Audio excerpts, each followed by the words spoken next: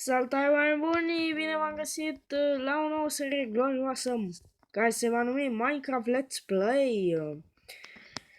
Bineînțeles că și din seria asta mă voi ține ca lumea de seria asta. Vă promit că nu se va mai întâmpla nimic cu mapa. Sincer, vă întrebați acum în mintea voastră când vă uitați la acest video cum țin ceva în mâna dreaptă, pentru că toți știm că pe Pocket Edition se pune. Am downloadat o nouă versiune de Minecraft care îmi permite să am Minecraft-ul ca pe PC și să am mai multe culori de pat și niște blocuri noi. Nu o să vi le prezint în acest episod, dar în fine nu contează. În această serie noi vom explora mai mult pe modul creativ. Avem o elitra pe noi, așa că vom zbura și vom explora și încercăm să găsim biomuri noi și tot felul de astea. Hai să vedem dacă pe aici, prin satul ăsta, e un cartografer. Poate facem rost de vreo hartă importantă de la el. În fine, nu contează.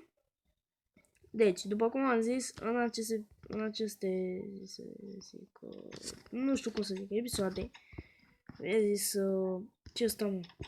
Leather worker. Oh my god, de ce e geamul spart? Ok. Bă, cred că am mai fost aici. Ia stați un pic. Să mă uit eu. Am mai fost aici sau e geamul spart aiure? Nu, oh my god, eu nu am mai fost aici, deci nu eu am spart geamul, fraților. Vreau să... Oh my god, creeper-ii de acum atacă și villagerii. Bă, nu, mori. Chiar dacă nu-i ataci pe...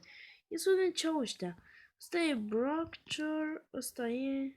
tot Bracture. Bă, vreau și eu unul bun, da, să vedem. Pe aici. Bă, tot bucătar. Bă, dă-mi și mie. Uite ăsta. Ia. Ăsta mi se pare că e... tot swim, nu știu ce face ăsta, în fine. I'm breaking. Du-te, bă, de aici. I'm breaking, îmi dai. În fine.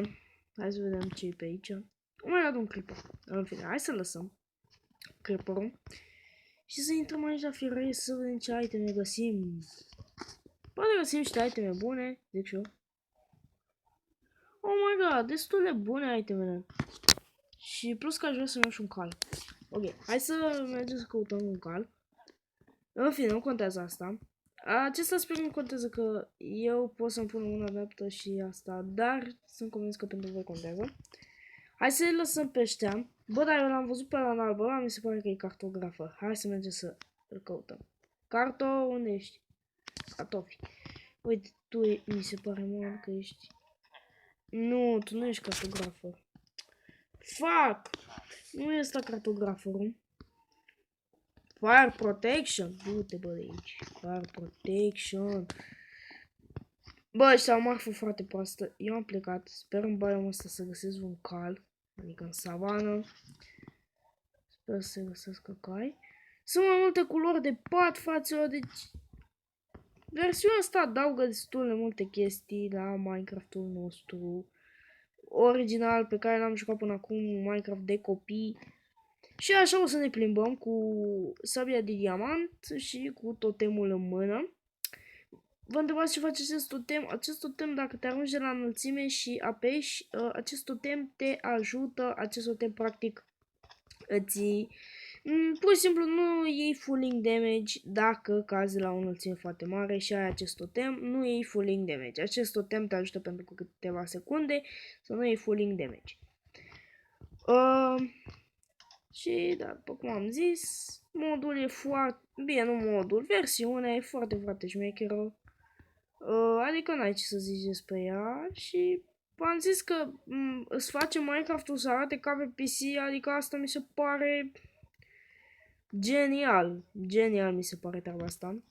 Că îți face Minecraft-ul. Și vreau să spun, apropo, că trebuia să spun la început treaba asta, dar am uitat. Mă scuzați că n-am mai filmat de 2 zile, 3, dar asta nu e o scuză, pentru că nici măcar nu am scuză. Da. Bun, cam atât și cu acest episod. Dacă mai vreți episoade din această nouă serie, apăsați butonul de like. Eu am fost Sebi.